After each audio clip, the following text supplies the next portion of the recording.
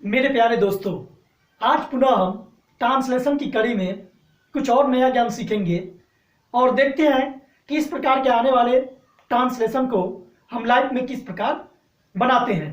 तो चलिए एक और ट्रांसलेशन के क्षेत्र में चलते हैं और इंग्लिश के क्षेत्र में अपना ज्ञान बढ़ाने का प्रयास करते हैं।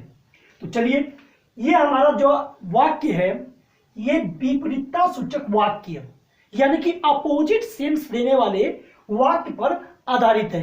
विपरीत, उल्टा, उल्टा सेंस पे आधारित है। तो चलिए इसको हम बनाना सीखते हैं। यहां देखेंगे हम, ये स्ट्रक्चर है व्हाइल, वेयरेज और सबऑर्डिनेट क्लॉज, और ये भी एडजेक्टिव क्लॉज पे आधारित रहेगा।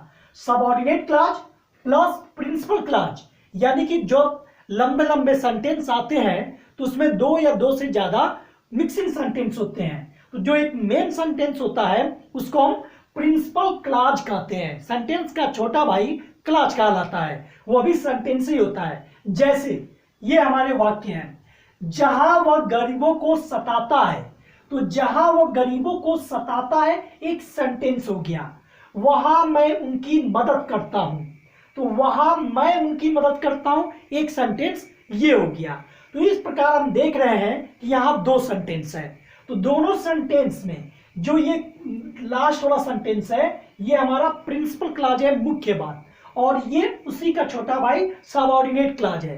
तो इसको जहां और वहां की जो इंग्लिश होती है इसको हम बनाते हैं व्हाइल, वेयरेज, और सेकेंड वहां की इंग्लिश नहीं बनाई जाती है। जैसे जहां वह गरीबों को सताता है, प्रेजेंट इंडेफिनिट का वाक्य है। तो व्हाइल या वेयरेज ही ऑप्रेसेस द पुअर, वहां मैं उनकी मदद करता हूं। अब यहां पर वहां की इंग्लिश नहीं बनेगी। आई हेल्प देम, मैं उनकी मदद करता हूं। तो इस प्रकार ये हमारा सेंटेंस बनता है।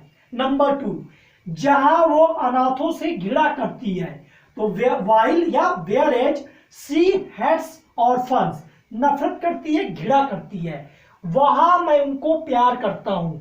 अब वहां की इंग्लिश यहां पे नहीं बनाई जाएगी।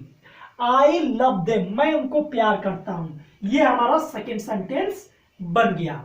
जहां वो सूट पहनता है, तो व्हाइल या वेयरेज ही वियर्स ए सूट, वहां मैं धोती पहनता हूं। यहां वहां की स्पेलिंग देयर नहीं लिखेंगे, आई वेयर धोती। तो ये हमारा थर्ड सेंटेंस जहां और वहां के सेंस पे बनता है। जहां वे झूठ बोलते हैं, वेयरेज या while they tell a lie, they tell a lie, वहां मैं सच बोलता हूं।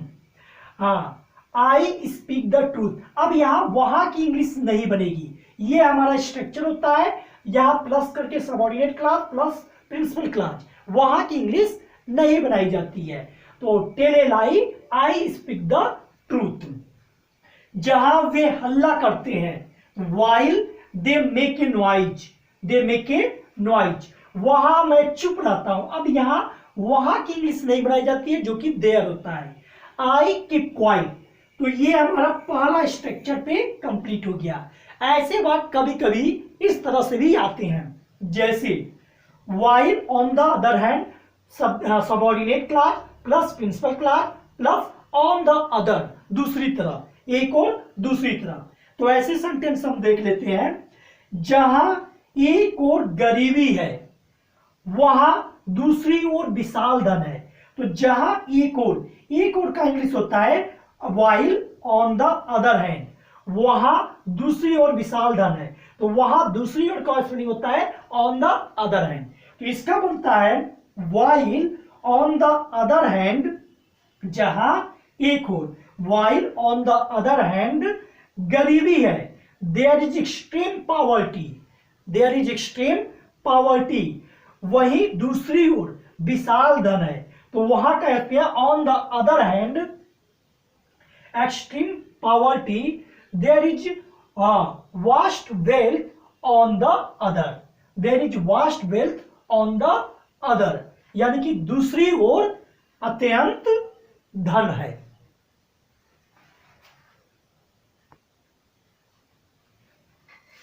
तो ऐसे हम देख रहे हैं कि दूसरा हमारा, जहां पे हमारा सेंटेंस आ रहा है, जहां एक और खुशी है वहां दूसरी ओर दुख है। तो सेम इसी पैटर्न पे बनेगा।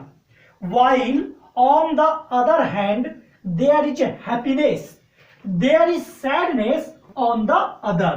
तो ये दूसरा सेंटेंस इस तरह से भी आता है, बनता है on the other hand, on the other. जहां एक और विनाश है, while on the other hand there is destruction, विनाश है, वहां दूसरी ओर दुख है। तो there is sadness on the, नहीं देयर, वहीं दूसरी ओर सृजन है। तो there is creation on the other, ये दूसरा हो गया। और लास्ट, जहां एक और जन्म है, तो while on the other hand there is birth, दूसरी ओर मृत्यु है। तो there is death on the other, there is death on the other. तो इस प्रकार के जो सेंटेंस होते हैं वो हमारे इस स्ट्रक्चर पे बनाए जाते हैं।